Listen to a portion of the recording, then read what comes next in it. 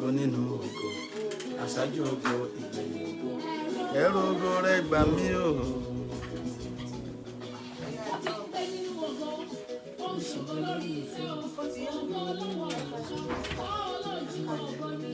Ẹgbà ọ̀run fògo fún bàbá ológo jùlọ tó lọ́wọ́.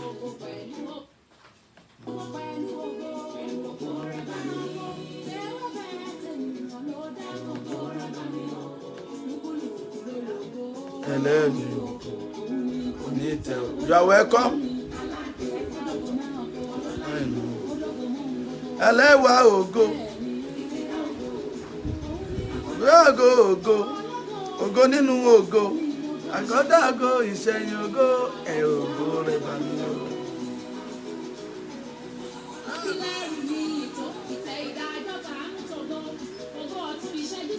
Bẹ̀rẹ̀ sí share rẹ̀. Ọlọ́run ògo ń bẹ nínú yàrá yìí.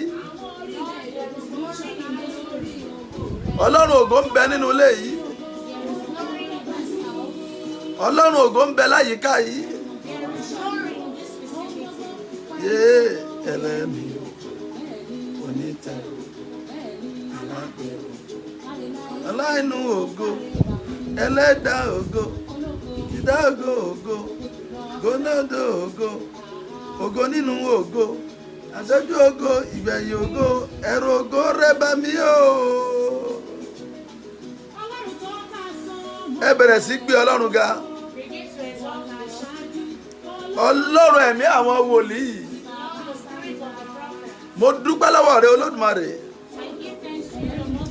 Mo dúpẹ́ lọ́wọ́ rẹ fún ìbùkún rẹ. Mo dúpẹ́ fún ìgbéga náà. Mo dúpẹ́ fún ìgbésókè.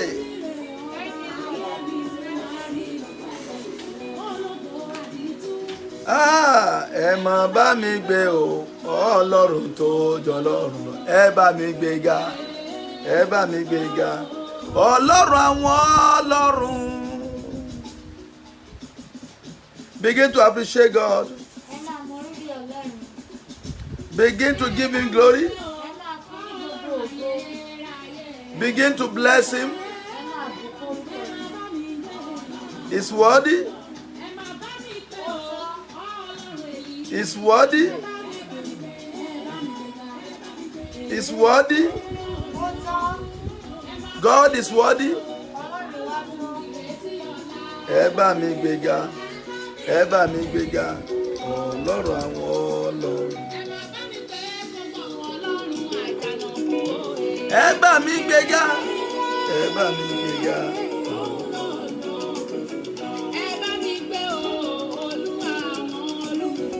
Ẹ bá mi gbéga, ẹ bá mi gbéga, Ọlọ́run àwọn ọlọ́run. Ẹ bá mi gbéga, ẹ bá mi gbéga, Ọlọ́run lóòótọ́. Ẹ bá mi gbéga, ẹ bá mi gbéga, Ọlọ́run àwọn ọlọ́run. Ẹ bá mi gbéga, ẹ bá mi gbéga, Ọlọ́run àwọn ọlọ́run.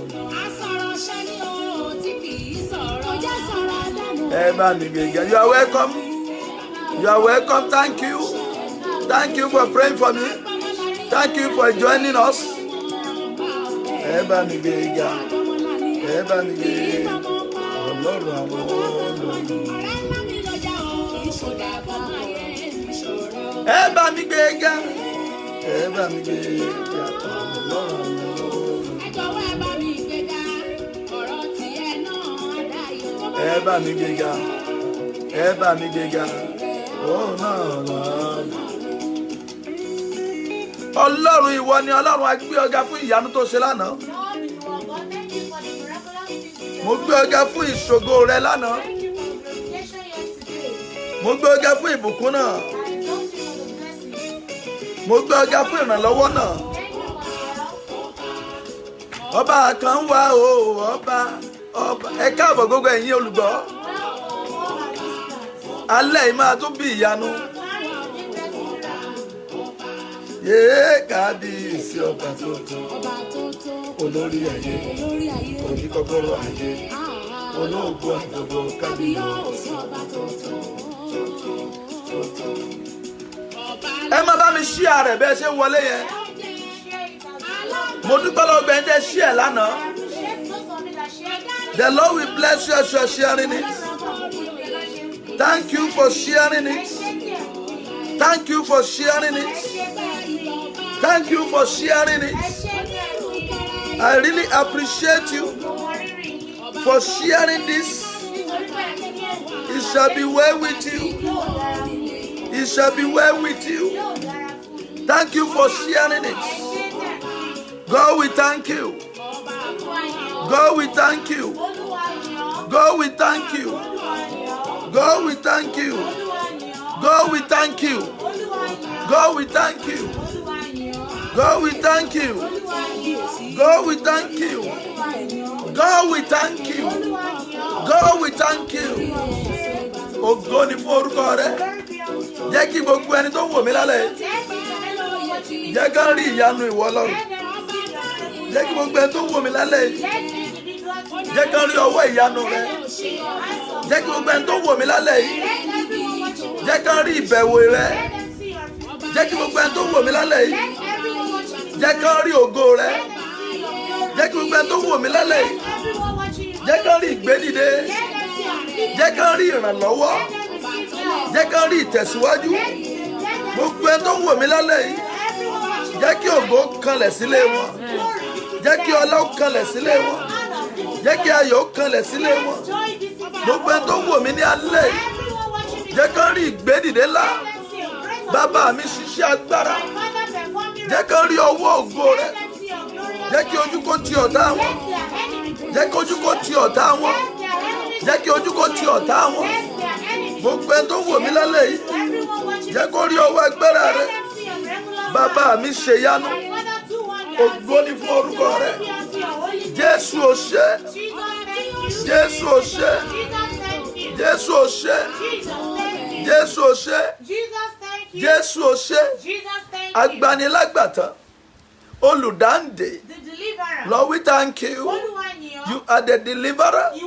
We thank you for what you are going to do today.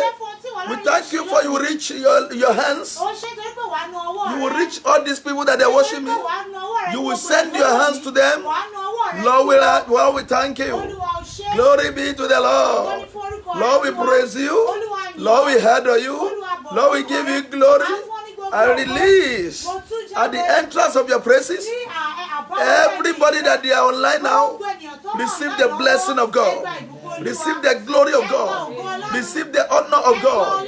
Receive the signs and wonders.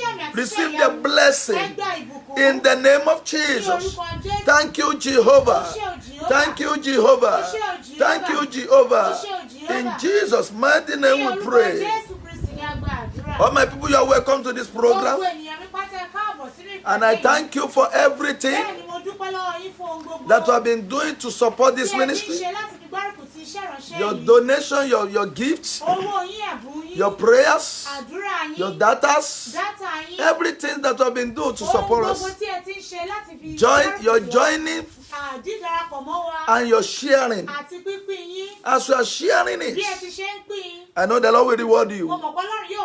I have a story to tell today. Then we have prayers to pray. We are talking about the deliverance. And I told you yesterday, if we are talking about the deliverance, it's a key point. A prayer has no meaning without a prayer of deliverance. Something don't just happen suddenly. If you need deliverance, there are some steps you need to take. I have some notice. And I want every one of us to take a look at it. Once you are noticing such in your life, you need a deliverance. The life of a prophet needs deliverance. The life of a pastor needs a deliverance. The life of the children of the prophet needs deliverance. They said one child of the prophet just looked ó wò sùnsùn. He looked. Ó dẹ̀ ṣùtù díẹ̀ jáde. And he shoot out his buttock. Ó ní ká jẹ́ kí bútọ́ọ̀kì òun ó tóbi. That he want to have a big buttock. Kì í ṣe ọmọ yẹn o. It is not the child. Ẹ̀mí kan ló ń bẹ nínú ẹ̀. It is one spirit that is Ẹ̀yin tẹ́ ẹ wà lórí life lálẹ́ yìí. Those of you online Ẹ bá ń béèrè. please help me Kí ló ṣe ọmọ tó ń jalè? What happened to a child? Tí wọ́n nà And they flog and síbẹ̀ tó tún jalè. But yet he still Kì í steals. ṣóhun. He is not the one. Ẹ̀mí kan ni. It is one spirit. Tẹ́ bá ń gbọ́ ẹ̀mí If you irọ́. are saying you are Àwọn the kan spirit wà. of liar, there are some people. Bẹ́ẹ̀ bá rí ayé wọn. If you see their Wọ́n kún lifestyle, fún irọ́. it's full of lies. Tẹ́ bá máa sọ̀rọ̀ mẹ́ta. If they will say three things, Irọ́ máa wà ń bẹ̀. lie must be part of Wọ́n it. pọ̀ nínú àwọn ènìyàn. They are much among Nínú people. ìjọ àti káàkiri Even àgbáyé. in the church and all over the Wọ́n kún universe. ẹ̀kẹ́ wọn irọ́ ni. Their chief is full of lies. Ẹ̀dẹ̀mùgbẹ́ tó bá ti ń parọ́. And you know anyone lying, Àṣírí rẹ̀ ó mọ tú. their secrets will always Ẹ má be bi revealed. léèrè. Don't question Kí them. ló fà á? What caused it? Kí ló bí? What give birth to it? Ẹ̀mí kan ni. It is one spirit. Ènìyàn tí ò bá rí ìdáǹdè. Anyone that did not receive Á deliverance jìyà jẹwé will yá. suffer. Ẹ̀yin ẹ wò mí. You look at me. Ẹ bá ń béèrè Help me ask lọ́wọ́ ìyá from your mother tó síìkì. that is sick Tí ọmọ rẹ̀ tó síìkì. and his children is also Kí falling ló bí sick. wàhálà yìí? What gave birth to this Ẹ̀mí problem? kan ni. It is one spirit. Nígbà tí mo lọ sí school of When spirit. I went to the school of spirits, Tí mo lọ fún school of spirit. when I went to the school of Wọ́n ń pè spirits, ní ruhak. they call it ruach. Ẹ̀mí a máa ní ipá lórí ènìyàn. Spirits have power A over máa human being. ìfẹ́ ẹ̀mí ló máa ń ṣẹ nínú ayé It ènìyàn. is the will of the spirit that Àwa does not pass in life of Kristẹni, human being. We Christians, A ò ní ìmọ̀ ìjìnlẹ̀ we púpọ̀. don't have much knowledge. Tàbí ọ̀pọ̀lọpọ̀ wa tá a tún ní ìmọ̀ ìjìnlẹ̀. Most of us that have the A knowledge, ò farabalẹ̀ kíyèsí. we are not patient Bíwé enough. bí òkùnkùn ṣe ń ṣiṣẹ́ ní ayé òde The way òní. darkness are working in this Ó ti ju ayé world ìgbà kan lọ. is more than that old Kí ló ń age. jẹ́ HIV ní ọdún ìgbà kan? What is called HIV some Kí ló years ń back? jẹ́ cancer ní ọdún ìgbà What kan? is called cancer some years Èṣù back? ti upgrade level ẹ̀. Devil has upgraded his But level. àwa ìmọ́lẹ̀ But we a lie. ò ṣàwárí, We are not a ò searching. wádìí, We are not a ò searching. retí ìmọ̀ We are not ìjìnlẹ̀, expecting a ò knowledge. ṣàwárí ìmọ̀ We are ìjìnlẹ̀. not seeking for We knowledge. think things are normal at times. Ṣé àwọn nǹkan yìí Kí ló ṣẹlẹ̀ sí ìránṣẹ́ What Ọlọ́run has happened to tó a man dá of ìjọ God lẹ̀ that tí ìjọ yẹn established dẹ̀ a church túká? and the church Kí ló ṣẹlẹ̀ sí arábìnrin What yìí? happened to this Ó kó lady? kúrò nílé kan, She left ó her tún kọ́ home sílé ibòmíì, to another ó tún kọ́ home. kúrò nílé ibòmíì. She left that place. Ẹlòmíì wà, There are some people. ọ̀rọ̀ rẹ̀ ti dàbí ọlọ́dẹ orí. Their case is just Kò like yá the wèrè. They are not mad. Agbára tó ń bá a pò But jù the lọ. power back Kò to them, yá they wèrè. are not Ṣùgbọ́n mad. wọ́n ti fẹ́ sọ́ di But wèrè. they want to run them A down. máa lóun rí kinní. They will say, I see Ẹ̀yin this. èèyàn máa ní ẹ̀rí nǹkan People kan. will say, you are not Ẹ̀mí seeing anything. òkùnkùn ni. Spirit, it is the spirit Tá a of bá ń darkness. sọ̀rọ̀ lórí ẹ̀mí When we are òkùnkùn, talking about the à ń spirit of sọ̀rọ̀ darkness, lórí ẹ̀mí tó we are dáyérú, talking about the tó spirit that wọnú has ayé ènìyàn that has entered into one's láì life tọrọ permission. without any permission. Ó wọnú ayé ènìyàn That spirit will enter láì into tọrọ woman's life permission. without any permission. Tó bá wọnú ayé Once it oníṣẹ́ ọwọ́, enter á into ba iṣẹ́ yẹn jẹ́ kanlẹ̀. and it will destroy that Màmá world. kan wà nínú chọ́ọ̀chì There wa was a woman in our ní church. ọdún tó kọ́kọ́ wọ chọ́ọ̀chì The wa. first time the Oṣù woman yẹn ni mo entered rí the ìran. church, it was that month I Mo ní was màmá there. Taylor. I said, "Mommy," Màmá yẹn dẹ̀ wà ń bẹ̀. and that mother was Mo with dẹ̀ me. rí eṣinṣin nínú And ṣọ́ọ̀bù I ẹ̀. can see flies Èmi in ò the lọ shop. ṣọ́ọ̀bù ẹ̀. I did not go to Mo ń the rí shop. lórí ọ́tà. I can see it on Màmá the eṣinṣin wà nínú ṣọ́ọ̀bù Mother, yìí. there are Eṣinṣin flies yẹn in the kún shop, fún ọdẹ. and that flies are Nígbà tí mo active. máa sọ̀rọ̀ jáde, When I could speak màmá out, yìí bú sẹ́kún. this mother burst into Kí ló ń tears. ṣẹlẹ̀? What is happening? Wọ́n ti pollute màmá They yìí. have polluted Ó the nílò sea. She deliverance. need a Ẹ deliverance. gbọ́ mi mà. Listen to me, Kò ma. sí iṣẹ́ tí màmá yìí ṣe There is no work tí this ó woman rí do èrè láyé that ẹ̀. she still reports. Lẹ́yìn àdúrà, After prayer. lẹ́yìn deliverance, After deliverance. àti màmá yìí sanra, Just know that this àsọ woman has fáyìn. just know she's Nígbà tí beautiful. ẹ̀mí bá kúrò lára When ènìyàn, the spirit comes ọ̀run from ènìyàn á someone, ṣí. your heaven will be Mo níṣẹ́ tí mo fẹ́ bẹ̀ yín lálẹ́ yìí. Ṣùgbọ́n bẹ́ẹ̀ bá lè ṣàmì méje, èmi retí ẹnìkan tó lè ṣàmì méje. Gbogbo agbára ipákípá, ẹ̀mí àti ẹ̀mí kẹ́mi, ìjọba kí ìjọba tó dìde ti ayé rẹ, kó gbiná ní àṣálẹ́ yìí. Kó gbiná ní àṣálẹ́ yìí. Kó gbiná ní àṣálẹ́ yìí. Kó gbiná ní àṣálẹ́ yìí. Kó gbiná ní àṣálẹ́ yìí. Kó gbiná ní àṣálẹ́ yìí. Kó gbiná ní àṣálẹ́ yìí. Kó gbiná ní àṣálẹ́ yìí. Kó gbiná ní àṣálẹ́ yìí. Kó gbiná ní àṣálẹ́ yìí. Wọ́n mi Look at me. deliverance. Ìdáǹdè. Day 2. Tá a bá sọ̀rọ̀ lórí deliverance. When we are talking about deliverance. Tá a sọ̀rọ̀ lórí deliverance. When we are talking about deliverance. À ń sọ̀rọ̀ lórí ìtúsílẹ̀. We are talking about being Kúrò lọ́wọ́ agbára tó jù ẹ́ lọ. from the power that is more than you. À ń sọ̀rọ̀ lórí agbára We are talking about power ìtúsílẹ̀. of deliverance Kúrò lọ́wọ́ ẹ̀mí from spirit tó le jù ẹ́ lọ. that is more than you. À ń sọ̀rọ̀ lórí We are agbára. talking about power. Bíbọ́ lọ́wọ́ agbára Being free from power tó ń fi ayé ní ẹ lára. that is tormenting your Ẹ life. wò mí lálẹ́ yìí. Look at me tonight. Ìwọ ò ní gbà. You will not Ọ̀tá rẹ ò ní and gbà. likewise your head. Ìwọ sì ló máa And borí you will overcome. agbára ìdáǹdè. The power of deliverance. Ní alẹ́ yìí, Tonight, a máa gba àwọn àdúrà we kan call some prayer nígbà tí n bá sọ̀rọ̀ débi and kan. when I speak to some Ṣùgbọ́n certain ẹ level, gbọ́, but listen, gbogbo ènìyàn everyone ní ẹ̀mí òkùnkùn that the spirit ni of wọ́n ń darkness, dọdẹ. that they are monitoring, Gbogbo ènìyàn everyone ní ẹ̀mí sátánì that the spirit of darkness, ni wọ́n ń wádìí that they are tó fẹ́ searching, wọnú ayé they ẹ̀ want to enter into láti your life, pollute to ẹ̀, pollute you, láti dayé rẹ̀ rú, to scatter your láti life, dọ̀nà rẹ̀ to rú, scatter ways, láti dàrin àjò rẹ̀ rú. to scatter joy. Bí wòlíì As a Olódùmarè, prophet of the Most mo High bá God, ní àṣẹ lálẹ́ I yìí. decree tonight, Gbogbo ẹ̀mí kẹ́mi, every evil spirit, ìmísí kú ìmísí, every evil spirit, agbára kí agbára every power tó ń bá ayé wa rìnrìn àjò, that is journeying with tó our ń life, yọ ayé mi lẹ́nu, troubling my life, tó ń yọ ayé rẹ lẹ́nu, troubling your life, kó gbiná, be consumed. kó gbiná, Amen. kó gbiná. Amen.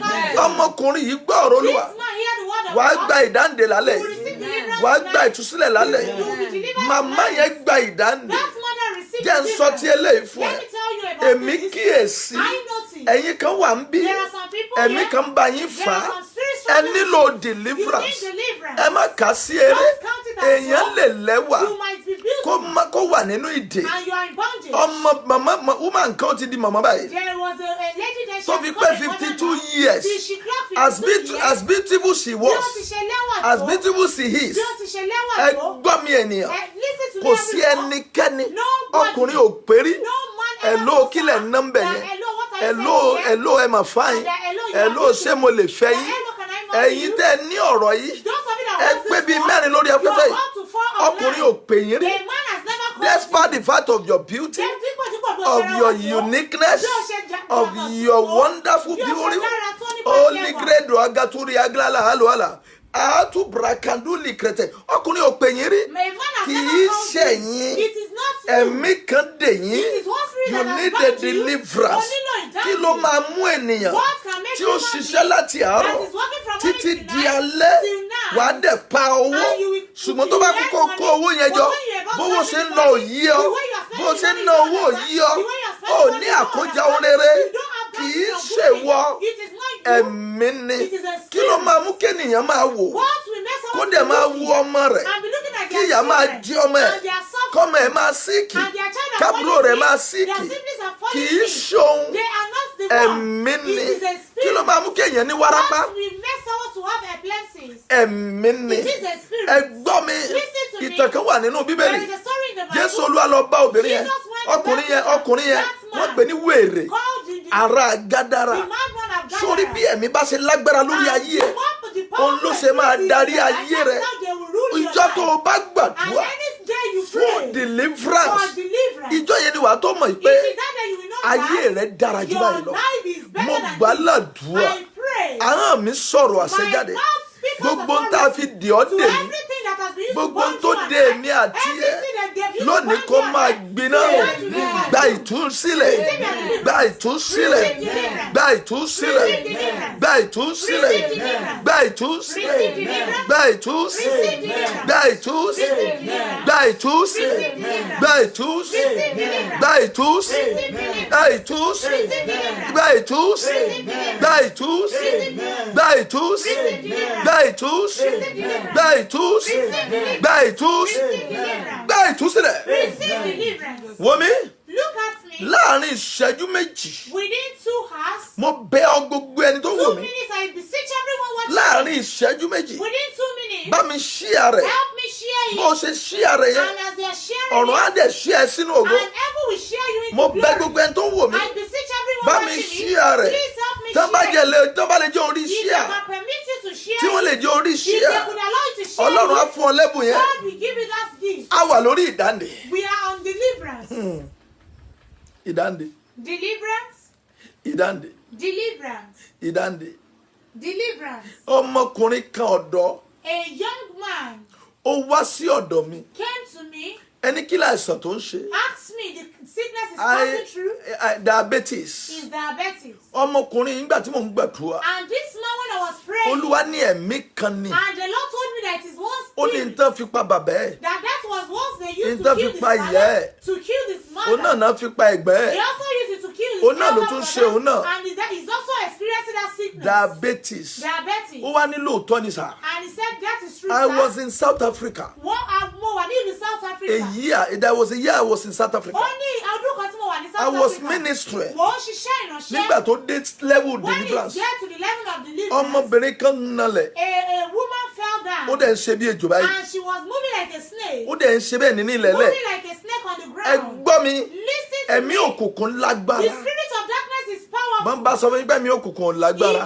They are telling you that the spirit of darkness are not Irọ́ powerful. pátápátá It is ni. a big lie. Ó lágbára. They have power. Ṣùgbọ́n ohun tó ṣẹlẹ̀ ni wípé But what happened is tá a that bá ní kò lágbára, if we say they don't have kò power, ní agbára tó they Ọlọ́run. don't have power than God. Kò ní agbára tó Jésù. They don't have power up to Jesus. Agbára rẹ̀ á tẹríba Their power will always lábẹ́ bow agbára Jésù. under the power of Jesus. He has no power Wọ́n ò ní agbára under the kankan. superiority of God. Lábẹ́ Power. agbára Ọlọ́run. Under the superiority of God's Lábẹ́ power. agbára Ọlọ́run. But devil has power. Ṣùgbọ́n Sátánì lágbára. When we are not talking about God's power, Ní ìgbà táwọn bá sọ̀rọ̀ nípa agbára so Ọlọ́run. he can reform and deform. Ó lè túnìyàn dá. Ó ṣe máa bí ọmọ Why will you give birth to tí a kìíní child? máa jábìrún, And the first one tí kejì máa tún jábìrún. we will be No, out. it's not from God. Ó ṣe láti ọ̀dọ̀ Ọlọ́run. It is a spirit. Ó jẹ́ ẹ̀mí. You need deliverance. Ó nílò ìtúsílẹ̀. Can I tell you this? Ṣé mo lè sọ ilé ìfẹ́? That woman, a lady, Arábìnrin ó yẹn. dẹ̀ ṣe báyìí lẹ́lẹ̀. And she was moving like This on is the a ground. mystery. Èyí jẹ́ ìjìnlẹ̀. Ilé ọ̀lù tó tó a plot. The whole that is up to a plot. Ọmọbìnrin dẹ̀ ń ró jáde lọ bẹ́ẹ̀. And this woman was Ó moving ń like a sálábẹ́ iná àti agbára ọ̀rọ̀. under the fire and the word Ẹ of ṣé power. gbogbo ẹni tẹ́ ń ṣe àrẹ yẹn, ó ṣé Olúwa ṣeun. Ó ṣé God bless you as you share it, mama. Thank you, bí ẹ bá ṣe ń pín. Ó dẹ̀ ń lọ báyìí, ó dẹ̀ ń ṣe báyìí. And she was moving like this. Ó dẹ̀ jáde, ó dẹ̀ fẹ́ máa jáde lọ lẹ́nu ọ̀nà. And she's about moving Kò out. lájú ilẹ̀ lẹ̀ ló ti ń lọ bí ejò. Open her eyes, she was just Báwo moving ni like ó a ṣe snake. ríran nílẹ̀ lẹ̀ How could she see tó on dẹ̀ the ti fẹ́ ground? dé ẹnu ọ̀nà? And she's about stepping Mo ní out. ẹ wọ́ padà. I said, bring her back. Nígbà tí iná débì kan, When fire gets to a ọmọbìnrin stage, pọ̀ nǹkan kan jáde. this lady vomits Ẹ wò mí tí n something. bá ń bá yín sọ̀rọ̀. Please, if I'm talking to Á kì í you, ṣe wòlíì tí ń parọ́. I'm not a prophet that lies. Ìkankan fẹ́ ṣẹlẹ̀ lálẹ́ Something yìí. is about to happen Bá a to bá us. gbé sínú ayé ẹ̀, If it is being put yóò into your jáde. life, that thing will go Àǹtí out. Olúkẹ́mi ó ṣètò bá mi ṣí àrẹ̀. So you can thank you for Ẹ wò sharing mí it. tá a bá gbé sínú ayé ẹ̀, Look at me, they place it in your yóò life. jáde. It will go out. Gbogbo ohun tó lòdì lára ẹ̀, Everything contrary in your wo body. bí wọ́n ti wọnú ara mi Look rí. at me, they once enter Àwọn my ẹ̀mí body. tó lòdì. Contrary Mo spirit. gbàládùá. I pray. Mo bọ́ lọ́wọ́ ìdè wọn. I am free from the Àjẹ́ bẹ́ẹ̀. If not, Ayé Olúwa rùn. such life will Á be bàjẹ́. ruined and Olúwa á destroyed. dìdàkudà ní ìránṣẹ́ Ọlọ́run. Ọ̀pọ̀lọpọ̀ àwọn ìránṣẹ́ Ọlọ́run ni Ọlọ́run pè wọ́n ní tòótọ́. Ṣùgbọ́n ọfà burúkú ti bà wọ́n. Ìbọ̀dé ti wọnú ara wọn. Wọ́n ti di ìdàkudà. Wọ́n rà wọn lè róbìnrin lójú. Wọ́n lè rí ọtí lójú. Ìmí à bá àgbàlagbà sùn. Ìmí à bá ọmọdé sùn. Ẹ jẹ́ ń béèrè kan lọ́wọ́ yìí. Tẹ́ ẹ bá rí odidi ọkùnrin àgbàlagbà tó ń bá ọmọ ọdún méjì sùn. Ṣé ẹ rò kó rọrùn ni? Ẹ̀mí kan ló ń bẹ lára rẹ̀. A ní lọ bọ́ ọmọ ọdún méjì sùn. Ẹ kó àdàkà tó gà á lákìrá dàdà. Nínú iṣẹ́ ìránṣẹ́ mi, mo mínísítà ní ọjọ́ kan. Mo rí bàbá kan nígbà tí àsọtẹ́lẹ̀ jáde.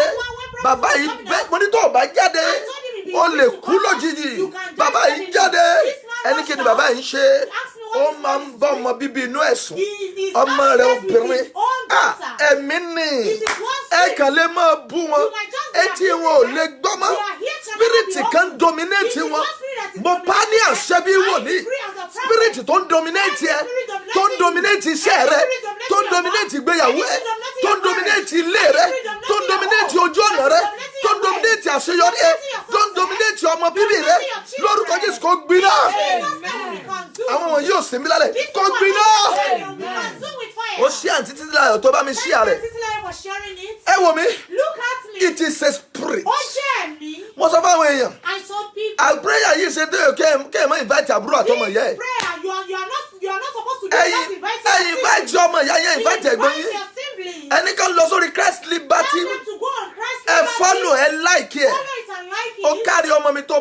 rẹ̀ mọ́ máa dé rogun. Ẹ gbọ́ mi ẹ̀yin ènìyàn. Báyìí ni bàbá mi wí. Ó ní lálẹ́ yìí ibi tá a dì ọmọ wà á bọ́ níbẹ̀. Ó sàmì wà á bọ́ níbẹ̀. Níbi tá a di ayé ẹ̀ mọ́. Màmá Adénìkẹ́ ó ṣètò bá mi ṣíà rẹ̀. Níbi tá a dì ọmọ wà á bọ́ níbẹ̀. Níbi tá a yé dì ọmọ kúrákàkà kúkẹ́lẹ́ kọ́tọ̀ṣọ̀ wà á bọ́ níbẹ̀. It is a spirit. Ó ṣe Abíọ́dún, màmá mi Abíọ́dún. Mọ̀mí Dickness ẹ ṣe tẹ́ bá mi ṣíà rẹ̀. There is no accident without the influence of the spirit. There is no accident. There is a spirit back it. For every driver that cause accident, wòmí jẹ́ bẹ́ẹ̀ sọ̀rọ̀. Èèyàn nílò ìdáǹdè. Ọmọbìnrin ní South Africa. Nígbà tí ìṣẹ̀lẹ̀ ṣẹlẹ̀, ó gba ìdáǹdè tán. Ibi tí ẹ̀rù ti bà mí rẹ̀. Nígbà tí a bẹ̀rẹ̀ sí gbọ́rọ̀ lẹ́nu ẹ̀. Níbi tó ó ní I don't need to marry. Ọmọ 44 years. Obìnrin ní I don't need husband. Ó dẹ̀ ń sọ tẹnutẹnu. Ẹ̀mí yẹn wọnú ẹ̀. Ó ní ó máa ké pé mi ò ní ìdí ọkọ. Ó ní if I want sex, I will sex myself. Èmi ò rí irú yẹn rí. Lójú mi rí nílẹ̀ àjòjì. Vineyard office, thank you for sharing it. Mama Kasali, Baba Kasali, ẹ ṣe tẹ́ bá a share rẹ̀. Ẹ wò mí mi ò rí irú eléyìí rí. Ọmọbìnrin yìí, ó ní òun á dẹ̀ lọ ra dídò. Òun á dẹ̀ máa bára òun sùn. Ó ní òun á dẹ̀ bára òun sùn tó ń fi máa satisfy. Èmi ò rí irú eléyìí rí. Ibẹ̀ ni mo ti rí pé ẹ̀mí lè wọnú ènìyàn. Àló lòun ní ìdí ọkọ. Mi ò ní ìdí ọkọ. Ẹ jẹ́ tún sọ tẹ́lómi. Níko agalugre tekodi abaka tunde likraduli eketu agalala. Ẹnìkan wò mí. Nínú àyíká ayé ẹ̀. Wọ́n mọ́nítọ̀ ẹ̀. Torí pé wọ́n mọ́nítọ̀ ẹ̀. Lálẹ́ yìí ikú pa ẹni tó mọ́nítọ̀ ẹ̀. Iná ṣẹlẹ̀ ẹni tó mọ́nítọ̀ ẹ̀. Màmá Adétutù ẹ ṣe tẹ́ bá mi ṣíà rẹ̀. Ẹ ṣe tẹ́ ṣíà rẹ̀. Bàbá Kẹyẹ Olúwamúyìwá ó ṣe tó ṣíà rẹ̀. Iṣẹ́ yìí máa dáhùn lálẹ́. Gbogbo ẹnikẹ́ni tó ní kò ṣeé ṣe fún ọ láti jù báyìí lọ. Ẹ̀mí yẹn máa gbiná. Níbo ni mo wà? Kẹ́ ẹ sọ tẹ́lòmí. Èmi ò tún ríru eléyìí rí. Omi ò ríru eléyìí rí. Ọmọbìnrin náà ni. Ó ní dádì ẹ gbà mí. Mi mọ nǹkan tó ń ṣe mí. Ẹ wò mí ìṣẹ̀lẹ̀ yìí lẹ̀. Ní ìlú Ìbàdàn. Ní ìjọ wa níbi tí mo ti kúrò. Ní àgbàlá ìtura ẹ̀kọ́ta. Ọmọbìnrin yìí yọ sí mi. Ó ní dádì. Ó ní I don't know. I can't control myself. I need sex. Ó dẹ̀ wá lọ bá àwọn ọkùnrin mẹ́wàá.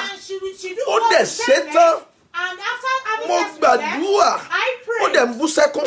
Ṣé àmọ́ kéèyàn mọ̀ pé n tó ń ṣe ò dáa. Ó dẹ̀ ń bú sẹ́kún. Ó ní dádì I don't have power over myself.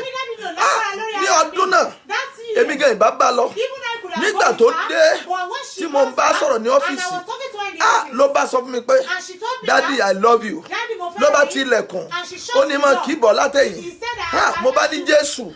Irú ogun ńlá wo ló dé bá mi? Mo bá wọ ọgbọ́n òkè jẹ́ wá lọ tilẹ̀kùn.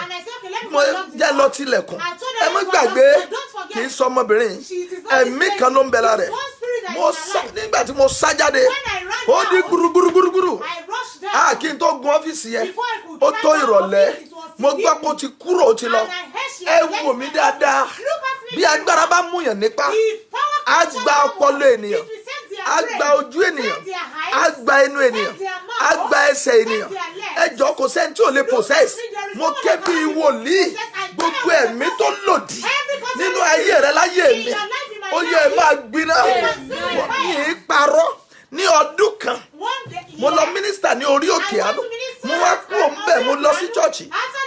Ọjọ́ tó tẹ̀lé, ọmọbìnrin kan wá bá wa ní chọ́ọ̀chì.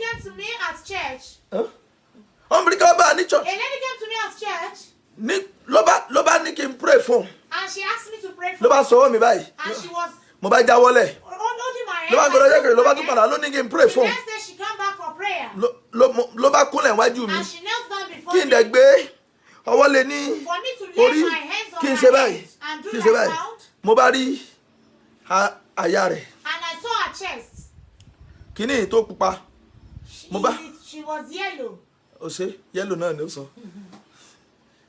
Mo bá gbójú kò ẹ̀jẹ̀ Jésù. Blood of Jesus. Blood of Jesus. Begin to call Blood of Jesus. Blood of Jesus. Can I tell you? Ǹjẹ́ mo lè sọ fún yín? Ọ̀fà bà mí. An arrow penetrated. Mo bá délé lálẹ́. And when I got home at night. Orúkọ Jésù. In the name of Jesus. Abẹ́gbàdo alẹ́ sùn. We want to pray in the Mo bá rí yellow tí mo rí láàárọ̀. And I can see the yellow I saw in the morning. Yellow tí mo rí láàárọ̀ ní The church. same yellow I saw in the morning. Ẹ̀jẹ̀ Jésù. I said blood of Jesus. Mi ò bá lè gbàdúrà dáadáa. And I could not pray. Yellow mo ń dijú rí.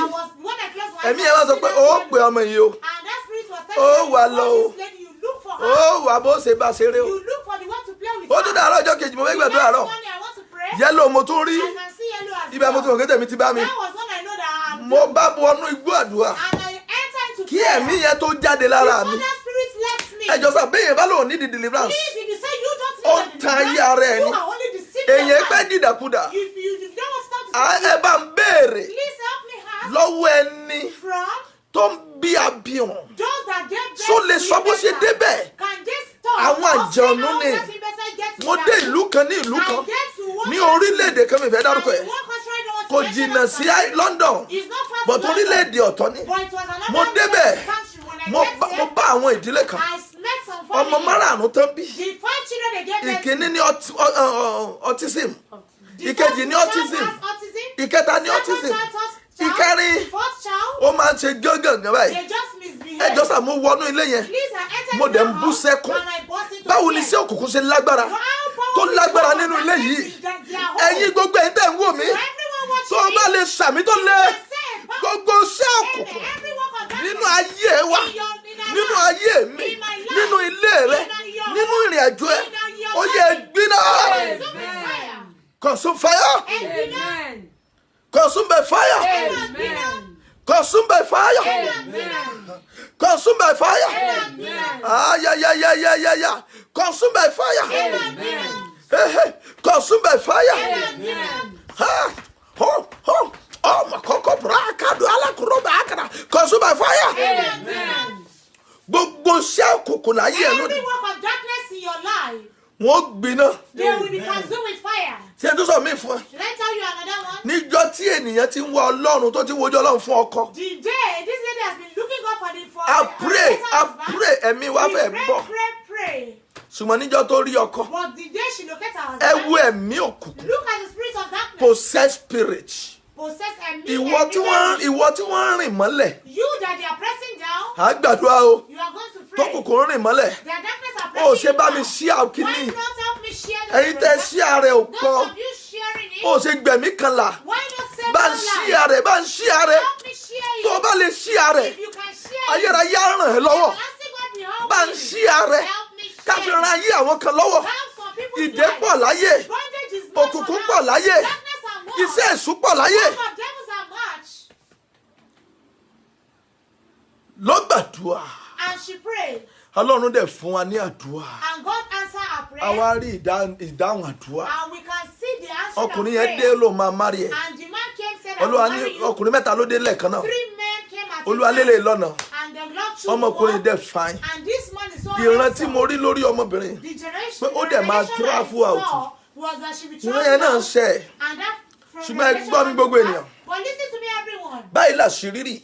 This is the secret. Tí nǹkan bá ń bẹ láyé ẹ̀. If there is Tó something bá in wà your nínú life, ìdè. if you are in bondage, Tó bá gba deliverance. if you did not receive Wọ́n á deliverance, fayé èèyàn ṣòfò. they will waste one's life. Lálẹ́ yìí. Tonight, Wàá wà nínú àwọn tí ó lẹ́rìí. you will be among those Wàá wà that nínú àwọn have tí ó lẹ́rìí. You will be among those Wàá wà nínú àwọn tí ó lẹ́rìí. You will be among those that have Níjọ́ tó fẹ́ lọ yọjú sí ọ̀dọ̀ àwọn fámílì ọkọ. And the day she wants to go and visit the Níjọ́ náà ló husband's ní parents, accident. that was the day she had an accident. Ó dẹ̀ kan ní ẹsẹ̀. And one of her leg got Mo broken. mà bú sẹ́kún. I burst into tears. Pé kí ló bológun ìtún gbà There wọlé. what kind of battle is Ẹ̀yin this? kan ń wò mí. There are some people watching me. Wọ́n ní ní o mọ̀ sáré. They will never tell you not to Wọ́n ní run. ní o mọ̀ rí ìyanu. They will never tell you not to receive Ṣùgbọ́n wọ́n ń gbà miracle. ìyanu bọ́lẹ̀ But lọ́wọ́ they ẹ̀. are just snatching away that miracle from you. Wọ́n ní jó mú lò. They will not allow you to make use Wọ́n á of rí i it. pé wọ́n dànù. They will make sure they turn Bàbá it upside mi down. gbọ́. My father here, Olùdáǹdè mi gbọ́. the great deliverer here. Ta ló ń yọ àwọn èèyàn yìí lẹ́nu? Who are those tormenting these Ẹ̀mí people? wo ló yọ sí wọn lójú àlá? Which kind of spirits appear Agbára wo ló yọ sí wọn lójú ògo? Any power appearing to their Ní glory kòríta ìgbédìde. at the junction of their Gbogbo upliftment. ẹ̀mí yìí kò gbiná. All the spirits will be consumed with Ẹ bá mi fire. lọ sí ìwé Ọbadáyà Go into the book of Obadiah 1:17. 1:17. 17. Obadiah. The book of Obadiah. 1:17. 1:17. Obadiah. The book of Obadiah. Ṣùgbọ́n ìgbàlà yóò wà lórí òkè Síónì. ìgbàlà, there is going to be a deliverance But upon Mount Zion. shall be deliverance. Look at me. Upon Zion, there shall be deliverance. And there shall be holiness. There shall be holiness. And the house of Jacob. And look at me. Hear me. Ẹgbọ́n mi. You can never possess your possession without deliverance. O ò lè gba gbogbo ìkólọ rẹ láìsí ìtúsílẹ̀. You can never occupy your seat O ò lè gba àyè rẹ without deliverance. láìsí ìtúsílẹ̀. You will never reach to your Canaan land O ò lè dé ilẹ̀ Kénáánì rẹ without experiencing láì deliverance. ní ìrírí ìtúsílẹ̀. Deliverance is an act of freedom Ìtúsílẹ̀ jẹ́ ọkọ̀ òmìnira. from the bondage to a level of glory, to a place of glory. Ní inú ìdí lọ sí ìdìbò.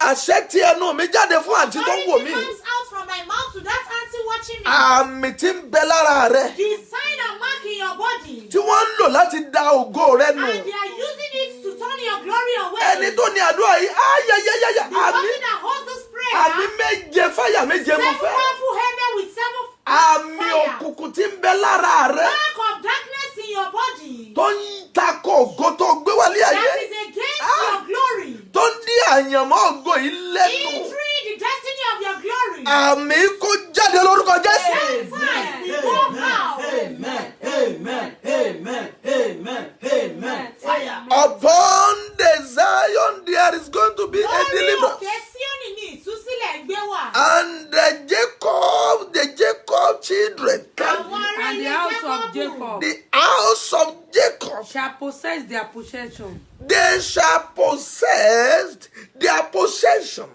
We are ready to possess our possession. A ti ṣetán láti gba gbogbo ìkólọ wa. Gbogbo ń tá gbà lọ́wọ́ ẹ̀ tó jẹ́ nǹkan ẹ̀ wá gbà á. Everything that has been taken away from you. Ta ló that ń belongs jẹ́ to ọmọ you, you will apẹ̀rẹ̀ receive níwájú it. ọmọ apá fífi? Gbogbo ń tó ń jẹ́ ìkólẹ̀ wá gbà á. Every of your Lábẹ́ possessions you will àkóso receive back májẹ̀mú Jésù. under the calling of Jesus. Torí wípé Because nígbà tí ìdáǹdè bá dé lórí òkè when Síónì, deliverance comes on Mount Zion, ni àwọn èèyàn ó tó lè gba nǹkan tó yẹ then kán people gbà. will be able to take what Ẹ̀yin belongs rẹ́ni to tí ń them. wà lójú ogun kó And people ever see someone at the kó wall fayọ̀ jẹ́ ń jẹ. and they will eat with joy. Gbogbo ẹ̀yin ọ̀dọ́ àti ẹ̀yin màmá àti ẹ̀yin Every àgbàlagbà. youth, women and adults. Màá débì kan lórí àpàdé ìsọjí ọjọ́ méje. I will get Mo mọ̀ pé mi ò lè tú tán. 7 days program. Ẹ̀rù abẹ́lómi àbúsẹ́kù. Some people will be scared and busting Torí wípé nínú ẹkún àti àdúrà yẹn ni ìdáǹdè wà. Because in weeping and praying there are deliverance. Àwọn nǹkan tí a rò pé kò nọ́mà. There are some things you think that are not Tàbí àwọn nǹkan tá a rò pé kò sí problem ó Or nọ́mà. what you think that there is no problem, it is Kò normal. ẹ wò mí lábẹ́ àkóso Look májẹ̀mú. at me under this covenant. Wà á bọ́ lọ́wọ́ ìdè. You will be free from bondage. Màmá yẹn bí ọmọ kan. That mother gave birth to one child. Ọjọ́ tọ́mọ yìí ó lọ ìlú òyìnbó. And the day that child could travel abroad, Níná roast ọmọ yìí ní Ọ̀tẹ́dọ́lá bridge tó lọ lọ́dún tó lọ. fire roast the child that Ẹ̀mí yẹn ń tẹ̀lé ni. that spirit was following Ẹ̀yin rẹ̀ ní kú nínú accident kó má jẹ́ pé mi kan ló tẹ̀lé. Anyone that died in an accident without someone following such a person? Ẹ̀yin rẹ̀ ní tó sùn láàárọ̀ tó jí tó nínú ròhùn kẹ́mi kan mọ́ tẹ̀lé. Have you seen anyone that slept and refused to wake up the next morning? Lálẹ́ yìí, Tonight, agbára yẹn máa dòkú. that power will become dead. Gbogbo agbára ni kò lò. Use all power Ni kò fi bá Kóredé ṣe. to do it for me, Káyé lè mọ̀ pé mo lólúwa. for people to know that I am God. Gbogbo agbára ni ó lò. Lord, use all your power. Gbogbo agbára ni kò lò. Use all your power Ni kò fi bá Kóredé ṣe. to do it for me, Káyé lè mọ̀ pé mo lólúwa. for the world to know that I am Gbogbo God. agbára ni ó lò. Use all your power. Gbogbo agbára ni kò lò. Use all your power Ni kò fi bá mi bá wọn ṣe. to do it for them. Káyé lè mọ̀ pé a lólúwa. For people to know that we have a Gbogbo God. agbára ni Gbogbo ó. agbára ni kò lò. Use all your power. Ẹ̀yin mẹ́sàn-án kan gbọ́ mi lálẹ́ yìí. 9 people are listening to me tonight. Ẹ̀mí òkùnkùn ṣèjọba nulẹ̀ yín. There is one, the kingdom of darkness, the ruling your home. Ẹ̀mí òkùnkùn kan ṣe ìjọba nínú ilé There yín. is one spirit of darkness ruling your home. Ìkan nínú yín ẹ̀mí àìsàn ni. One of you, it is the spirit of tí ẹ̀ṣẹ̀ yẹn bá ti mú yín. Once that sickness comes. Á mú ọmọ. Á mú bàbá. You will fall sick, your children. Ilé yín ò bọ́ kúrò lọ́wọ́ àìsàn rí. Your home is not free from sickness. Ìwọ kejì ẹ̀mí òkùnkùn ń ṣiṣẹ́ nínú ilé. The second family, the spirit of darkness is working in your home. Lè sùn. You cannot sleep. Kó o lóyún kó o má rẹ̀ jẹ. For you to have pregnancy without sickness. Ẹ̀yin àǹjẹ̀nú òkùnkùn. Every demons of darkness. Ẹ̀yin ẹ̀mí inú odò. Every spirit of the river. Ẹ̀yin bọ́rákẹ́bọ́rá. Every evil demon. Ẹ̀yin agbára inú ìdè. Every evil power of bondage. Ẹ gbọ́ ọ̀rọ̀ Olúwa. Hear the word of God. Àkọ́gbé ní orúkọ Jésù. It is written in the name of Jesus. Kí gbogbo ẹkún kí ó máa wólẹ̀. Every knee shall bow. Àkọ́gbé àyà yóò pa àlejò It ẹ̀mí. is written that the spirit that shall be terrified. Wọ́n ó dẹ̀ fi ìbẹ̀rù òjò jáde kó ọdún kọ́lọ́ fi wọ́n. And they come out from their healing places. Ẹ̀yin ẹ̀mí tó ń ṣiṣẹ́ nínú ilé tí mò ń wò yìí. Spirits working in this home that Ẹ̀yin are seeing. agbára òkùnkùn yìí. You power of darkness. Ní orúkọ Jésù. In the name of Jesus. Ó yẹ ẹ̀gbiná. Be consumed with fire. Ẹ̀gbiná. Be consumed with fire. Ẹ̀gbiná. Be consumed with fire. Ẹ̀gbiná. Be consumed with fire. Consumed by fire. Amen. Consumed by fire. Amen. Consumed by fire. Amen. You don't pray. Oh, gbàdúrà. Lálẹ́ yìí, Tonight, àwọn tó fi ọ́ sínú ogun, those that put you into battle, ẹ̀mí wọn máa jáde lórí ọ̀rọ̀ yìí. their life will go for your case. Àwọn tó fi ọ́ sínú ogun, Those that put you into battle, ẹ̀mí wọn máa jáde lórí ọ̀rọ̀ yìí. their life will go for it. Níbo náà ti wá? Where did they come from? Tó fi ń yọ ayé ẹ lẹ́nu. And they are troubling your life. Ta ló rán wọn sí ẹ? Who sent them to you? Ta ló rán wọn sí ẹ? Who sent them to Mo you? mínísítà lórí òkè ọlọ́dẹ ní I ọjọ́. was ministry on the mountain, Ọmọkùnrin yìí, and this man ó wà nínú ìdè. is in bondage. Àwọn ń gbàdúrà ìdáǹdè. And we were praying for deliverance. À ń gbàdúrà ìtúsílẹ̀. Praying for deliverance. Nígbà tí ó débì kan, When it gets to ọmọkùnrin us, kọ́ lé inú ẹ̀. this man Ó ní inú o, inú o, inú o, inú o. Mo dáwọ́ Olódùmarè lé. And I laid the hands of the Most High God upon him, Ọmọkùnrin pọ̀ àdó.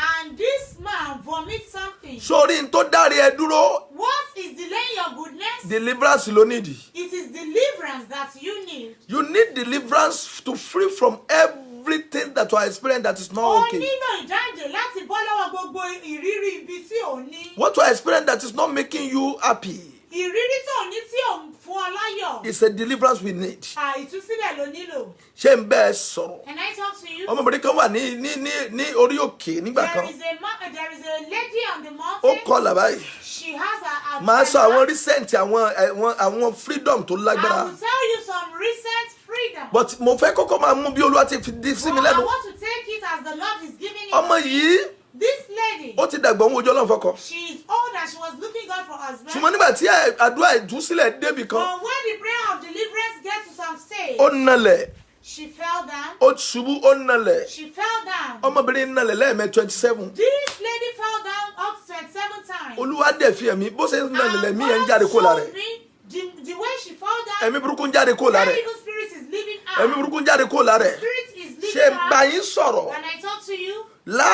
láti ọjọ́ yẹn, and since bàbá that di ọjọ́ day, kejì, the next day, àwọn ọkùnrin tó pè fún tán, àṣé wọn rí náà rí tẹ́lẹ̀. not knowing that men Wọ́n tó were méje. unable to see her. Èmi Those that come èmi and they ń are bá whole ẹnìkan self. sọ̀rọ̀. I am talking to somebody. Gbogbo ohun tó dàpọ̀ mọ́ iṣẹ́ ẹ̀. Everything that has mingled with your Onílógún yẹn work, máa ṣẹ́. let that to be conquered. Ọ̀nà promote àwọn èèyàn. You said they are promoting Wọ́n people, promote and ẹ̀. they refuse to promote normal. you. It is not Ìwọ normal. ni kò gba You ìdáǹdè. need to receive deliverance. Gba ìdáǹdè. Receive deliverance. Gba ìdáǹdè. Receive deliverance. Ó ní wọ́n àwọn ẹgbẹ́ rẹ̀ ń ra mọ́tò orí You tí ẹ rà. said your mates are buying cars. You are unable to buy. Gba ìdáǹdè. Receive deliverance. Lálẹ́ ìwádẹ̀ gbà. Tonight and you will receive it. Ṣé ń bẹ́ẹ̀ sọ̀rọ̀? Can I talk to you? Ibi tó náwó sí. Where you are spending money, Àwọn àjọ̀nù ń gbowó lọ́wọ́ ẹ̀. demons are taking money from you Fún àìsàn. on sickness. Lálẹ́ yìí. Tonight, Onílọ́jọ́ kejì àdúrà yìí. today is the second day. Tí in mi this ò bá prayer. gbà lọ́wọ́ If ènìyàn. I did not receive it from Gbogbo ẹ̀ tá a jọ ń anybody, gbàdúrà yìí. to everyone that we are praying Wàá this bọ́ lọ́wọ́ prayer ogun yìí. together, you will be free from this battle. Wàá bọ́ lọ́wọ́ ogun ẹ̀. You will be free. Wàá bọ́ lọ́wọ́ ogun ẹ̀. You will be free. Wàá bọ́ lọ́wọ́ ogun You ẹ̀. will be free from Má this fi àwọn àmì kan yín lọ́la. I'm going to tell you some signs. Àwọn àmì tẹ́ ó tomorrow. fi mọ̀ pé o wà nínú ìdè. The signs that you will know that you are in one bondage. Ìdè gidi ni kéèyàn máa jẹ́ oúnjẹ ojú oorun. It is one bondage for you to be eating in dream. Nǹkan ṣẹlẹ̀ nínú ìjọba òkùnkùn. Something is happening in the kingdom of darkness. Òkùnkùn láàánú. The darkness don't have mercy. Wọ́n ti sọ ilé ẹlòmíì di ibùgbé. They turn some people's homes. Wọ́n ti sọ ṣọ́ọ̀pù ẹlòmíì di ibùgbé. They turn some people's shop to their Ṣé dwelling. ẹ rí àwọn ẹ̀mí ìbọ̀dẹ̀ Do you know this evil spirit tó jẹ́ ọmọ lálàá school tó ti kúrò? that makes you to be having dream about Wọ́n máa school kúrò láyé ẹ̀ lálẹ́. They will live your life tonight. Mo fẹ́ gbàdúrà. I want to pray. Kọ́lẹ́dé nílò ìdáǹdè. I need deliverance. Bíbélì pé upon the Zion, Bíbélì sọ pé lórí òkè Síónì. upon the Mount Zion, Ní orí òkè Síónì. there will be deliverance. Ní ìtúsílẹ̀ And gbé the wà. house of Jacob Bẹ́ẹ̀ ni ará ilé Jákọ́bù. will possess their possession. Wọn yóò gba gbogbo ìní wọn. Are you ready to possess your Ǹjẹ́ o possession? ṣetán láti gba ìní rẹ? Reply me with yes. Ẹ máa dá mi lóhùn pẹ̀lú bẹ́ẹ̀ Type ni. yes. Ẹ tẹ bẹ́ẹ̀ ni. Are you ready to receive your possession? Ṣé ẹ too? ṣetán láti gba gbogbo ìní yín? To possess your Láti possession. gba gbogbo ìkólọ yín? If you are ready, Tí o bá ṣetán. you will have to pray. A nílò láti gbàdúrà. O gbọ́dọ̀ mú nǹkan lẹ̀. You must take something. Kì í ṣàdúrà jẹ́gẹ́jẹ́gẹ́. Not anyhow prayer. Kò rọ Hánà lọ́rùn It was not easy for láti Hannah bọ́ nínú ìdè òkùnkùn. to be free from the bondage of darkness. Kò rọ Hánà lọ́rùn o. It wasn't easy for Hannah. Wèrè ará Gádàrà That madman á máa fìgò parẹ́ lára. will be using a bottle to Ẹ wo scratch ẹ̀mí his tó body. jáde kúrò lára ẹ̀. Look at the spirit that left him. Mo wà ní ìjọ ńlá kan mi fẹ́ dárúkọ. I was in one big church I don't want to mention. Ohun tó ń bẹ lára arábìnrin yìí What the thing that was in Tí the life ẹsẹ̀ of rẹ̀ this fi lady wú. that makes her leg get tí wọ́n ti ná owó kò yọ. They spent a lot of money Àṣé ayán dúdú ni. not knowing that it was a Nígbà black tí ìdáǹdè débì kan, When deliverance gets to some level, ayán jáde lẹ́sẹ̀. that cockroach comes Arábìnrin out. kan wà nínú akọrin wa ní ìlú Èkó. There was a lady in a choir. Kò sí kò rí ojú rere kò rà láàánú. She could not see favor Ó and mercy. tálákà. She was so poor. Ṣùgbọ́n níjọ́ tí a gbàdúrà ìdáǹdè, But the day we pray for deliverance, wọ́n gẹ̀kọ́ jáde kúrò lára ẹ̀. ọmọ onílé jáde lára rẹ̀. Ẹ mọ wọ́n gẹ̀kọ́ tí wọ́n rìn lára ilé yẹn. Ọmọ onílé Ó fúnra ẹ̀ ló sì jáde lára òun. herself, she felt she know that Báwo ló was ṣe the dénú woman's bọ́dí body. ènìyàn? How did that one girl go get into her Ìtumọ̀ ẹ̀ ni body? pé yóò máa rìn The káàkiri ni. meaning is that she will just be wandering Kò about ní rójú rere. without receiving favor. Bàbá mi ní sọ fún ẹ. My father asked me to tell you Agbára tó pàdé sára ẹ̀ that power that joined in your tó body dá ẹ dúró. that delayed you. Agbára yẹn gbiná lálẹ́. Power will consume with fire. Ẹjọ́ sẹ́ ṣe tán. Look at me, are you ready? Ọmọ mi kan náà wà lórí láyìí. One of my daughter, she is online. Cancerous cancer. Cancer ló mú lẹ́yìn. The person has cancer at Ó his wà back. lórí láyìí. The person is online. Òun náà ti ṣẹ̀rí ẹ ní church. He has also testified at Kan náà àwọn evangelist wa. He's one of my evangelists. Ó lóun ló ó ní kíní yẹn ló pa bàbá òun. He said it was that cancer that killed his father. Ṣùgbọ́n nígbà tó dé church wa, But when he get to our church, Ọlọ́run bẹ̀ ẹ́ wò God visited him lábẹ́ agbára àdúrà ìdáǹdè. under the power of deliverance. Cancer yìí sì disappear lẹ́yìn ẹ̀. And that cancer disappeared. Èmi ò mọ gbogbo ẹnikẹ́ni tó wà ń bí lálẹ́ yìí. I don't know those that are here tonight. Ohun kan máa bẹ̀ ọ́ wò tán pè ní Jésù. One thing will visit you, which is Jesus. Ẹ̀mí ìdíwọ́ yẹn á dẹ̀ And the jáde. spirit of hindrances will go Ọmọ mi kan náà out. wà lórí afọ́nrán yìí lọ́wọ́lọ́wọ́. There is one of my daughter online. Wọ́n as ti well. fẹ́ pa. They want to kill her. Ó ti fẹ́ kú. She's about to die. Hairdresser ni. She's an Ó hairdresser. fẹ́ kú ẹ̀mí ẹ̀ wọnú ara ẹ̀. That spirit entered into her Mo body. débẹ̀ mo rẹ́mi kú. When I got to her place, I could Inú see dẹ̀ ń the rún láti spirit of ọjọ́ death. mẹ́rin. And she was Oògùn ò rán. pain. Dókítà ò rán. Iṣẹ́ abẹ ò rán. The doctors with their Ṣùgbọ́n níjọ́ tí mo débẹ̀, but the day I got Olúwa ní there, gbé omi sókè. the Lord told me that lift up water. Yà á sí mímọ́. Bless the water. Àṣẹ ẹni tó tún dúró ti ga àṣẹ mèrè ní tẹ́bí yẹn Don't ti. know that the person standing by her is even a person that has a Ẹ wò mí, particular spirit. gbogbo ẹni tí wọ́n yàn tì ọ́. Look at me, anybody that Tó has ní been òun ó chosen to stand parí against iṣẹ́ you, lórí èmi that àti they ẹ. said they will finish their work on Wọ́n me máa and on kú. you. They will die. Wọ́n máa kú. They will die. Gbogbo ẹni tó yàn tì ọ́. Whosoever that they've chosen against Tó you, lòun máa parí iṣẹ́ lórí èmi that they àti said ẹ. they will finish their work on your Wọ́n life máa and my kú. life, they will die. Ó sàmí, wọ́n máa kú. They will die. We want to go to prayer of deliverance. A fẹ́ lọ sínú àdúrà ìdáǹdè. Because we have 7 minutes. Nítorí pé a ní ìṣẹ́jú. I want you to fire on now. Wọ́n fẹ́ kí ẹ gba iná jẹ báyìí. Because you need your possession. Nítorí pé ẹ nílò àwọn òyìnbí. And you must possess your Bẹ́ẹ̀ ni possession. ẹ gbọ́dọ̀ gba gbogbo àwọn òyìnbí. Please, this is a prayer Ẹ jọ̀wọ́ èyí ni àdúrà. that you don't play with it. Tí ò gbọ́dọ̀ fi ṣeré. It's not a gentle prayer. Kì í ṣe àdúrà ìdákẹ́jẹ́. Wòmí, that. àyà yóò kálejò ẹ̀mí tó kù lára èèyàn. Before the spirits can live your life, Yóò pẹ́ o. it will belong. Èmi ti deliver èèyàn rí I have delivered someone, tí mo rí egbére tó yọ sí mi. and I can see a baby that appears to him. Bush baby.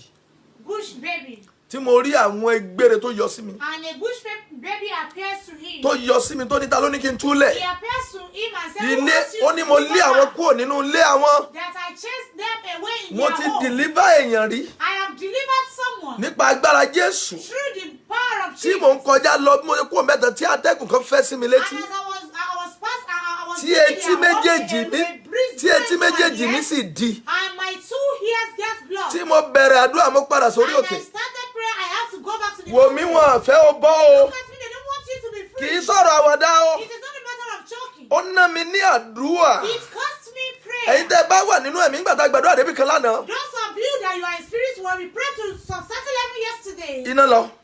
the light, Kí iná tó lọ yẹn nẹ́tíwọ̀kì kọ́kọ́ sá lọ. and before the lights go off, Mo change network ẹ̀. was off. Ẹ̀yin tẹ́ ra dátà fún mi. God will bless you. Those of you buying data for me, Mo gbé kúrò lórí network tó wà mo bọ́ sórí mi. away from that network and change it to another network. Níná tún lọ. And the fire go Wọ́n fẹ́ off. stop ìtúsílẹ̀ ẹnìkan. I want to, because I want to stop the deliverance of Wò mí, ohun someone. tó mú kó o lọ́kọ kọ́kọ́ kọ̀ ẹ́ lẹ́ẹ̀mí ni o. What makes you to have husband, and the husband Ẹ̀mí rejected ni you, o. it is one spirit. Ohun tí òjò gbádùn ọkọ ẹ̀mí ni o. What makes you not Ohun tí enjoy òjò your gbádùn husband ọmọ is ẹ̀mí spirit? ni o. What that thing Ohun I tí don't òjò allow you to gbádùn enjoy iṣẹ́ your rẹ children. ẹ̀mí I ni don't o. allow you to enjoy your Ohun tó work jẹ́ is kó o one ṣòwò spirit. sọ́ọ̀tì ẹ̀mí ni What o. is making you to work without any gains is You one are spirit. going to pray. Ẹ ó gbàdúrà. I am vibrating here because I need a deliverance. Bí ẹ gbọ́ mo nílò You are ìtúsílẹ̀. going to cry in the name of Ẹ ó Jesus. pariwo ní orúkọ Jésù. Holy Ghost fire. Iná ẹ̀mí mímọ́. Thunder. Àrá. Fire. Iná. Thunder. Àrá. Fire of God. Iná ẹ̀mí Thunder of mímọ́. God. Iná Fire of Ọlọ́run. God. Àrá Ọlọ́run. Deliver me. Tú mi sílẹ̀. Deliver Tú mi me. sílẹ̀. Are you ready to pray? Holy Ghost fire. Inú ẹ̀mí Deliver mímọ́. my womb. Deliver my head. Deliver my body. Deliver my destiny. Deliver me. Deliver me. Holy Ghost fire. Holy Ghost fire. Fire of God. Holy Ghost fire. Thunder of God. Thunder of God. Deliver me. Shall we pray? Lord, deliver me. Holy Ghost fire. Deliver me. Deliver me. Deliver me. Deliver me. Deliver me. Father, fire. Deliver me. Deliver me. Deliver me. Deliver me. Deliver me. Deliver me. Deliver me. Oh, Baba. 2 minutes. 2 minutes. 2 minutes. 2 minutes. 2 minutes. 2 minutes. 2 minutes. 2 minutes. Holy Ghost fire. 2 minutes. 2 minutes. 2 minutes. 2 minutes. 2 minutes. 2 minutes. 2 minutes. 2 minutes. Holy Ghost fire. Deliver me. Deliver me. Deliver me. Deliver me. Holy Ghost fire. Deliver me from any bondage. Lord, deliver me. Deliver me. Deliver me. Deliver me. Deliver me. Deliver me. Deliver me from any bondage. Deliver me. Deliver me. Deliver me. Deliver me. Deliver me. Deliver me.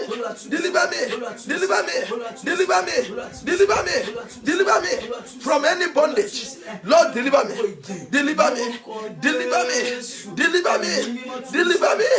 In Jesus' mighty name we pray. Amen. Holy Ghost fire. Inú ẹ̀mí mímọ́. Deliver me. Tú mi sílẹ̀. Holy Ghost fire. Inú ẹ̀mí mímọ́. Tonight, deliver me. Ní àṣálẹ̀ tú mi sílẹ̀. Holy Ghost Inú fire. ẹ̀mí mímọ́. Tonight, deliver me. Ní àṣálẹ̀ tú mi sílẹ̀. Holy Ghost fire.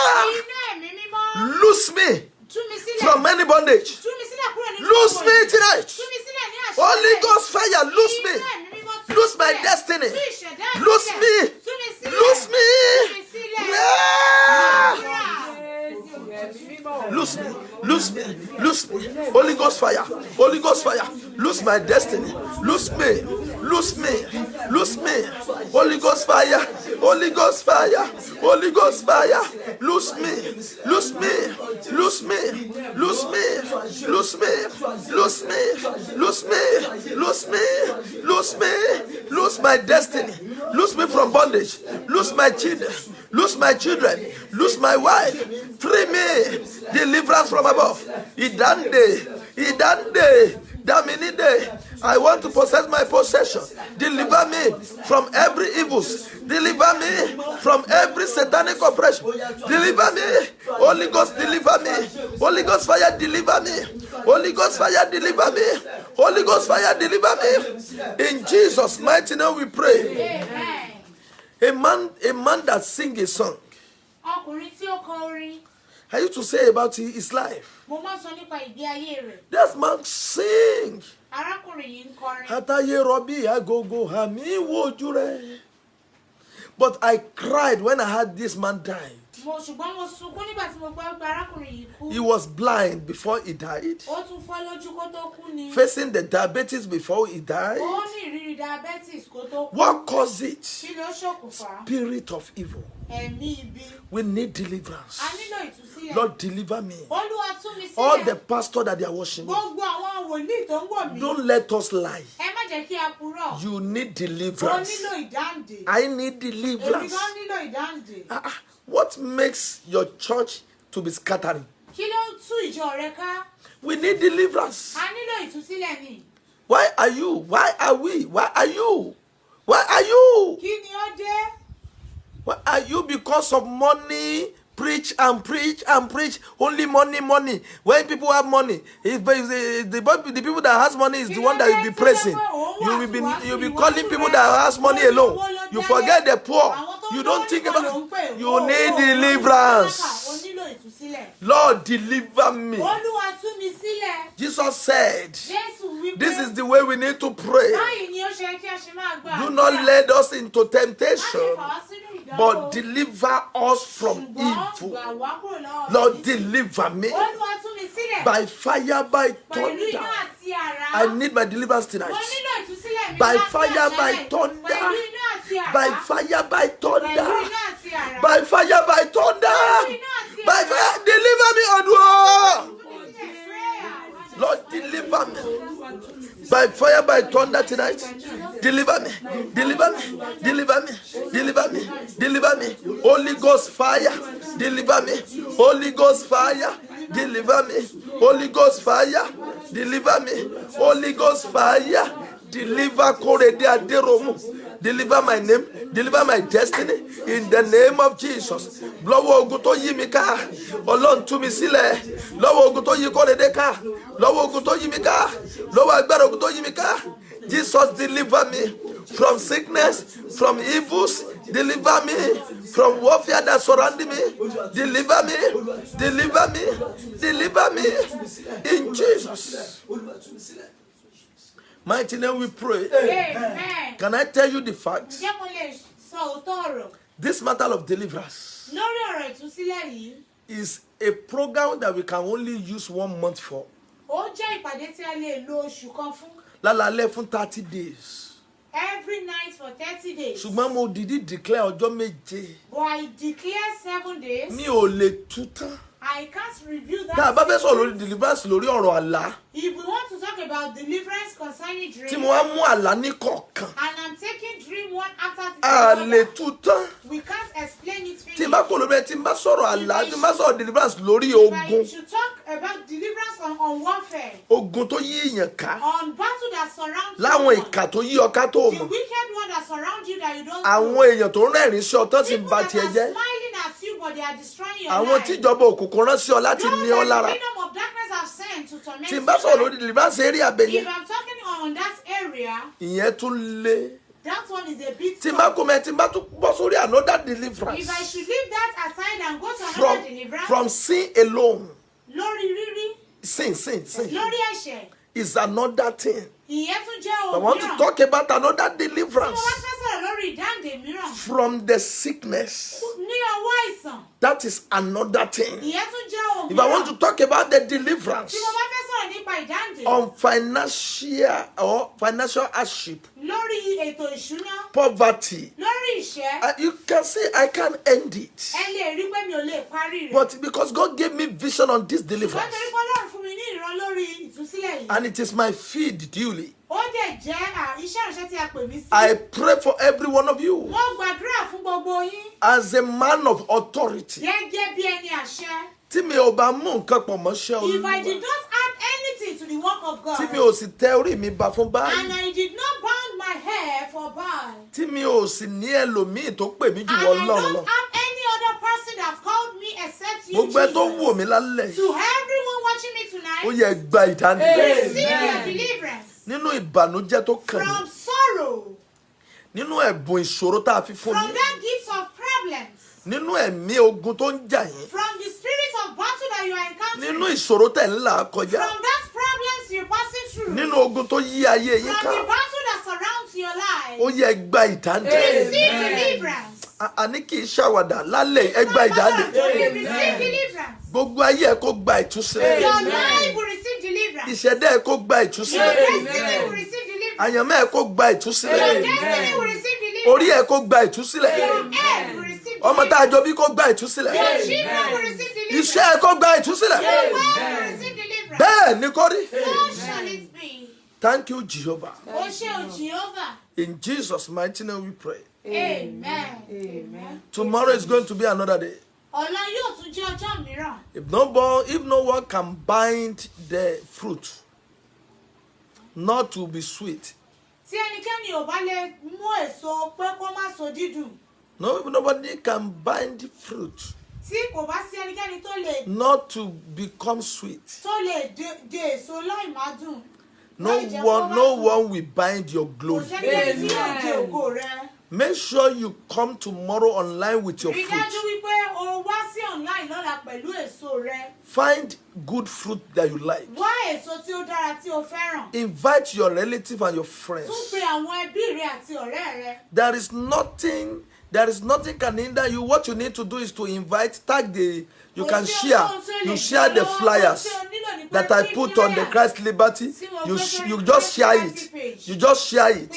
When you share it, your people will Tí o come bá ti pin àwọn ènìyàn rẹ yóò and they mọ̀. will join us. Wá darapọ̀ mọ́ wa. Thank you for being with us. Ẹ ṣé tí ẹ darapọ̀ mọ́ wa. Thank you for loving me. Ẹ ṣé tí ẹ ń fẹ́ mi. I love you too. Èmi náà fẹ́ràn yín. Thank you for supporting my Ẹ ṣé ministry. tí ẹ ń gbárùkù ti iṣẹ́ The Lord ìránṣẹ́ will mi. bless you. Ọlọ́run yóò bùkún yín. Either small or big gifts, Bóyá ó kéré tàbí ẹ̀bùn tí ó tóbi. it goes along Ó ń ṣiṣẹ́ púpọ̀. and it has impact in my life. Bẹ́ẹ̀ ni ó ní pàtì nínú ayé mi. Sending data to me has impact in my Ẹ life. ń fi dátà ṣọwọ́ sí mi, ó ní pàtì One nínú ayé mi. mommy gave me money for data today. The Lord will bless you. Àmọ́ mi kan fún mi lówó dátà lónìí, Ọlọ́run yóò bùkún yín. I can tell you, Mo lè sọ fún ọ, if I'm not asked tí mi ò bá béèrè, and you are blessing tí me, ẹ̀dẹ̀ ń bùkún mi, you will see it in returns. ẹ máa rí padà ní God èrè. promised me Olúwa ṣèlérí His fún mi. covenant of God upon my life. Májẹ̀mú Ọlọ́run lórí That ayé Korede mi. don't ask, Bí pé Kóredé má béèrè. but if they give you, Ṣùgbọ́n tí wọ́n bá fún ọ, I will bless anyone that gives. èmi yóò bùkún ẹnikẹ́ni tí ó bá There are many fún ọ. people they arise through my calling Ó ní ọ̀pọ̀lọpọ̀ èèyàn tó ti dìde nípasẹ̀ ìpè mi, that they are taking care of me. tí wọ́n ń tọ́jú mi. Thank you for doing so. Ẹ ṣé tí ẹ̀ ń ṣe bẹ́ẹ̀. God bless you. Ọlọ́run yóò bùkún You will yín. not lack. Ẹ ò ní ṣaláì. See me tomorrow. Ẹ bá mi pàdé lọ́la. The Lord will protect us. Ọlọ́run yóò dáàbò bò Every wá. sickness is far away. Gbogbo àìsàn yóò jìnnà sí ọ. God bless you. Ọlọ́run yóò bùkún Thanks yín. for your prayer. Ẹ ṣé fún àdúrà yín. Thanks for your love. Ẹ ṣé fún ìfẹ́ yín. Please, I need your Ẹ testimony. jọ̀ọ́, mo nílò ẹ̀rí yín. Send testimony to Ẹ me. fi ẹ̀rí yín ṣọwọ́ sí mi. Let's share it together Ẹ jẹ́ kí a jọ so people can praise God on your kí àwọn behalf. ènìyàn lè yìn Ọlọ́run If you see nípasẹ̀ rẹ̀. miracles Tí ẹ bá rí ìyanu, and you don't share tí testimony, ò wá sọ ẹ̀rí it rẹ̀, means you don't know ó God. túmọ̀ sí pé ò It fún means you Ọlọ́run. don't want Ó more. túmọ̀ sí pé ò fún When you Ọlọ́run. have a little testimony, Ìgbà tó bá ní ẹ̀rí kékeré, share it. ìwọ sọ. Because there is a victory Nítorí pé ìṣẹ́gun and wà overcoming the demons àti bíborí or àìyọ́ Satan tàbí through Sátánì testimonies. nípasẹ̀ ẹ̀rí. God bless you. Ọlọ́run yóò I say amen to all your ó prayers. sọ àmì sí gbogbo àdúrà yín. Love you. Mo fẹ́ràn Till yín. tomorrow. Ó di ọ̀la. Bye. Ó dàbọ̀.